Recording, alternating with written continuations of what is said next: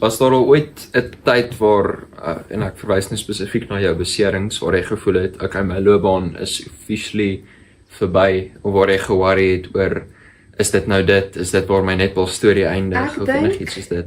Ek dink nie, okay, dat was al 1 keer, so ek het al vandat ek by Tuks is, het ek al 3 keer my enkel seer gemaak.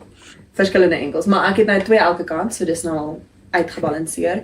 Maar die laaste keer was toe ons was begin 2025, soos begin laas jaar, was ons in Jamaica vir 'n toets wat ons saam met Proteas gegaan het om daar teen die onder 21 te speel vir preparasie vir die World Cup. En ek het daar in die laaste wedstryd, in die laaste 10 minute van die wedstryd, toe land ek op die doel se voet en ek skeer al my ligamente in my regterbeen af. Toe maak ek die fout om dokter toe te gaan.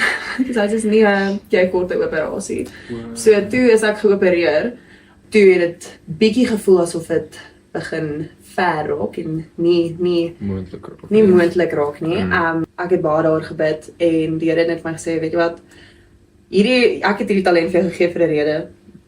Hierdie het nou gebeur, maar dit gaan jou net sterker maak. En deur dit het ek maar net besluit, weet jy wat? Ek is veronderstel om hierdie te doen. Ek is hier geplaas in hierdie omgewing en in hierdie span om actually 'n verskil te maak. So ek gaan my alles gee in my rehab.